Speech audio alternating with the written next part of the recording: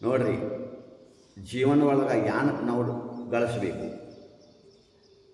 ಚಿಕ್ಕ ವಯಸ್ಸೊಳಗೆ ನಾವು ಜ್ಞಾನ ಗಳಿಸೋದು, ಶಾಲೆಗೆ ಹೋಗಿ ಜ್ಞಾನ ಗಳಿಸೋದು, ಆ ಜ್ಞಾನ ಇಡೀ ಜೀವನ ಒಳಗೆ ನಮ್ಮ ಕೆಲಸಕ್ಕೆ ಬರ್ಬೋದು.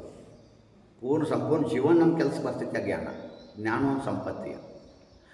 ಆದರೆ ಚಿಕ್ಕ ವಯಸ್ಸು ಹೋದ ನಂತರ ಜವಾನ ಆದ್ರೆ ಜವಾನ ಆದರೆ ಆ ಸಮಯ ಜ್ಞಾನ ಅಲ್ಲ, ಆ ಸಮಯ ಧನ ಗಳಿಸ್ರಿ. ಧನ ಎಷ್ಟು ಗಳಿಸ್ರಿ ಅದು ಮುಪ್ಪಿಂತಲ್ಲ ಕೆಲಸ ಬರ್ತೈತಿ. ಹೆಂಗಂದರೆ ಜವಾನಿದ ಒಳಗೆ ನೀವು ಸರ್ವಿಸ್ ಮಾಡಿರಿ, ಮುಪ್ಪಿತ್ತಂದಾಗ ರಿಟೈರ್ ಆದ ನಂತರ ಪೆನ್ಷನ್ ಬಂತು. ಪೆನ್ಷನ್ ಬಂದ ಕಾರಣ ನಿಮ್ಗೆ ಟೆನ್ಷನ್ ಎಲ್ಲ ಹೊಂಟೋತು. ಅದಕ್ಕಾಗಿ ಜವಾನಿ ಅವಸ್ಥೆದ ಒಳಗೆ ನೀವು ಧನ ಗಳಿಸ್ರಿ.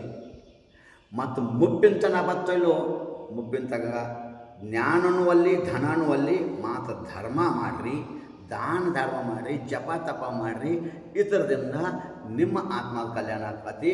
ಅತಿಶಯ ಪುಣ್ಯದ ಬಂದಾಕತಿ. ಆ ಪುಣ್ಯದ ಕಾರಣದಿಂದ ಮುಂದಿನ ಹೋದಾಗ ನಿಮ್ಮ ಸದ್ಗತಿ ಆಕತಿ. ಅದಕ್ಕಾಗಿ ಜೀವನದೊಳಗೆ 3 ಸ್ಟೇಪ: ಚಿಕ್ಕ ವಯಸ್ಸ, ಯುವಾವಸ್ಥೆ, ವೃದ್ಧಾವಸ್ಥೆ.